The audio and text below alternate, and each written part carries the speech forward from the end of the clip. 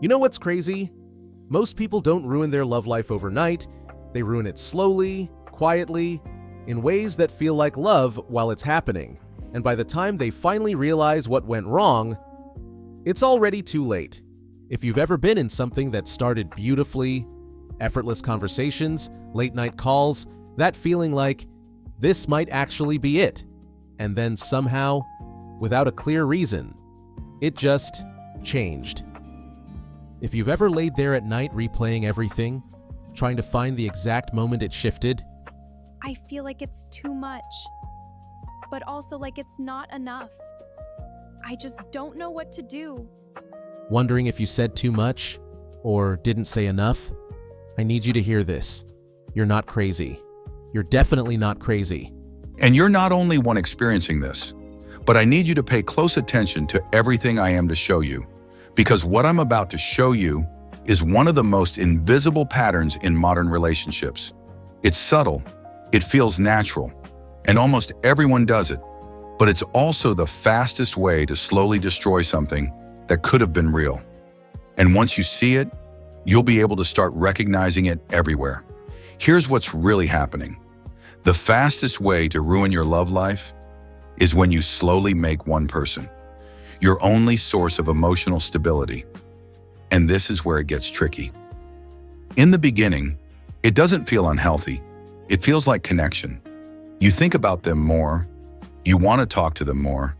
Their attention makes your day better. You feel chosen. You feel safe. You feel seen. And honestly, that's the part nobody warns you about, because then something small starts happening. And if you're not paying attention, you'll miss it. You start checking your phone more often. You start noticing response times. You start feeling the difference between fast replies and slow replies, warm energy and distant energy. And suddenly, your emotional state begins to depend on his behavior. If he texts you, you feel good. If he doesn't, you feel off. If he shows up, you feel secure. If he pulls back, you start questioning everything. And right there, that's the moment everything changes. Because now, without realizing it, you've handed over your emotional control and stability without realizing it. Now from his side, he doesn't wake up one day and decide to pull away. That's not how it happens. It starts subtle, almost unnoticeable. He begins to feel like, if I don't show up perfectly, something feels off. If I need space, it becomes a problem. If I don't respond fast enough, she gets affected. And here's the part most people miss. He's not literally thinking this consciously. His body is what is feeling it, because a man's nervous system is constantly scanning for one thing: freedom or pressure. And when your emotional state becomes tied to him, he starts feeling like he's responsible for your inner world. And that doesn't feel like love. It feels like weight. I remember this one situation so clearly. She told me, he used to chase me, call me, check in. Now it feels like I'm the one holding everything together. And when we broke it down, nothing big happened. No argument, no betrayal, no clear turning point, just a slow shift. She started needing more reassurance. He started feeling more pressure.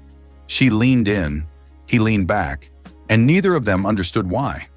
And that is the loop most women get stuck in. You feel distance, you try to fix it. He feels pressure, he pulls back more. You feel more anxious, you try harder. And now, you're both reacting to each other instead of connecting with each other. Let me show you something powerful. Same situation, two different responses. Woman A. She feels him pulling away. She texts more. She asks questions. She tries to fix the connection. From her perspective, she's fighting for the relationship. From his perspective, he feels overwhelmed, so he distances himself even more. Woman B. She notices the same shift, but she pauses. She doesn't chase. She doesn't panic. She stays grounded. She keeps her life intact. And suddenly, he doesn't feel pressured. He rather becomes curious because he feels the space, and space creates curiosity. Men don't fall in love with pressure. They fall in love with peace. And this is where it gets deeper than dating advice. Because what's really happening isn't about him. It's about identity. The moment you start relying on someone else to regulate how you feel about yourself, you slowly disconnect from your own center. And when that happens, you don't just lose attraction, you lose clarity. Here's how it usually unfolds. Week 1 to 3, you're enjoying each other's companionship and presence, no pressure. Week 4 to 6, attachment grows. You start investing emotionally. Week 7 to 10, you begin seeking consistency and reassurance. Week 10 plus, he starts feeling the emotional weight and begins pulling back. And you're left thinking, what changed? But the truth is, it didn't change overnight. It shifted gradually from, I enjoy being around you to, I need you to give me some space, and I need you to really hear this. If you don't become aware of this pattern, you will repeat it. Not because you're broken, but because it feels natural. Different man, different situation, same emotional outcome. So what actually works? It's not about loving less. It's about staying rooted in yourself while loving someone else. You enjoy being around him, but you don't depend on him to feel okay.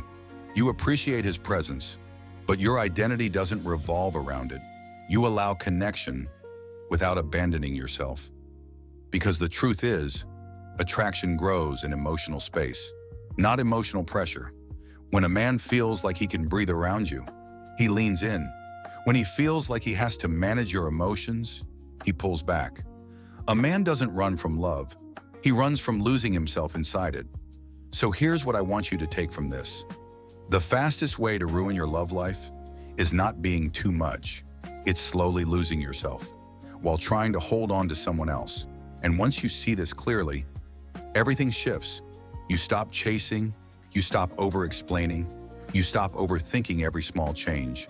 And instead, you start showing up as someone who is whole, and that energy is what creates real attraction. You don't need to beg for consistency. You don't need to earn clarity. You don't need to shrink yourself to be loved. The right connection doesn't require you to lose yourself to keep it. It needs you to just be yourself. If this made something click for you, let me know in the comments. This is a love breed, and around here, in everything we do, we let love breed.